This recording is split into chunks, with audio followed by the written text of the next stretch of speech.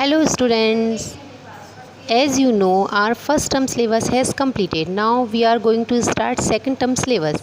In SST we are going to start chapter 7, the treeless grassland, the prairies.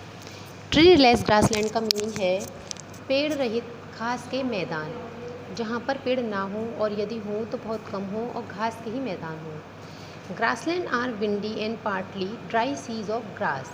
Grassland जो होते हैं वह हवादार और कुछ एरिया जिसका केवल ड्राई सी ऑफ ग्रास हो, यानी कि सूखा समुद्र हो घास का सूखा समुद्र, जो कुछ एरिया यदि इतना एरिया है कहीं का तो इतने एरिया में केवल घास हो, उसको घेरे हुए हो।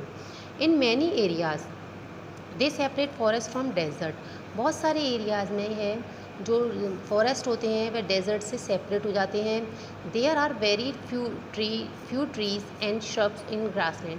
वहाँ पर बहुत कम पेड़ होते हैं और बहुत कम झाड़ियाँ होती हैं ग्रासलैंड्स में, क्योंकि वहाँ पर केवल घास ही घास होती है।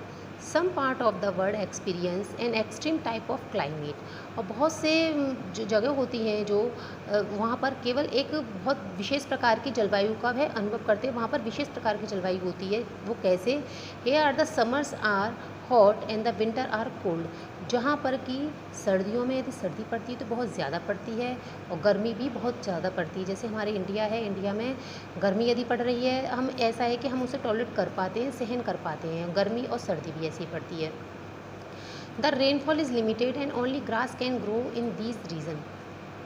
रेनफॉल लिमिटेड होती है, बहुत कम होती है। एंड द ग्रास इतनी ही होती है कि केवल ग्रासलैंड ही तैयार हो पाते हैं, यानी कि घास ही उग सकती है। The grassland cover large area and the almost no tree.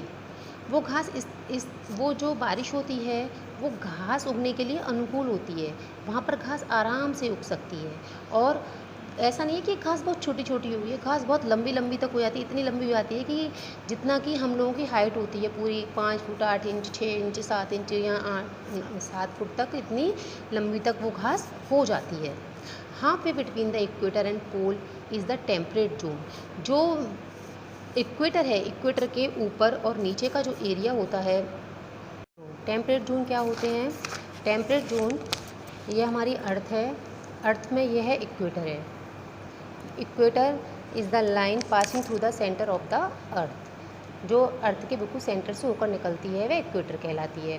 Equator के दोनों ओर दो और लाइन होती हैं, जो कि एक जो नॉर्दर्न हेमिस्फीयर में है वह ट्रॉपिक ऑफ कैंसर कहलाती है और जो सदर्न हेमिस्फीयर में है वह ट्रॉपिक ऑफ कैप्रिकॉर्न कहलाती है। इसके बाद दो पोल भी होते हैं, Arctic circle and Antarctic circle, north pole and south पोल।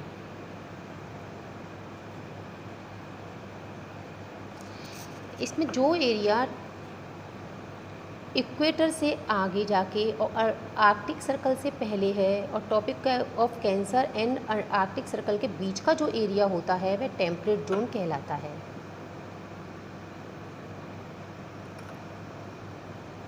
इसी तरह से topic of Capricorn and Antarctic circle के बीच का एरिया होता है वह भी टॉपिक ऑफ टेम्परेट जोन कहलाता है।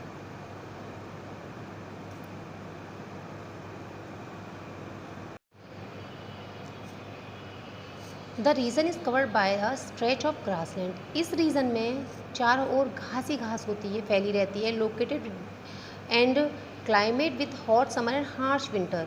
यहाँ पर जो क्लाइमेट होता है वह बहुत ज़्यादा गर्मी रहती है गर्मियों में, और हार्श विंटर यानी बहुत ज़्यादा भीषण सर्दी पड़ती है। रेनफॉल बहुत कम होता है।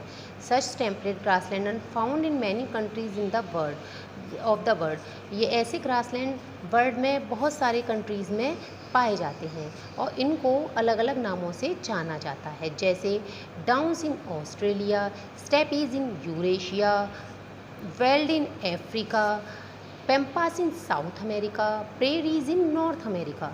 इन सारे इनको याद करने की, लर्न करने की मैं आपको शॉर्टकट मेथड भी बताऊंगी, शॉर्टकट मेथड। अब हम इसमें देखते हैं मैप में नॉर्थ अमेरिका।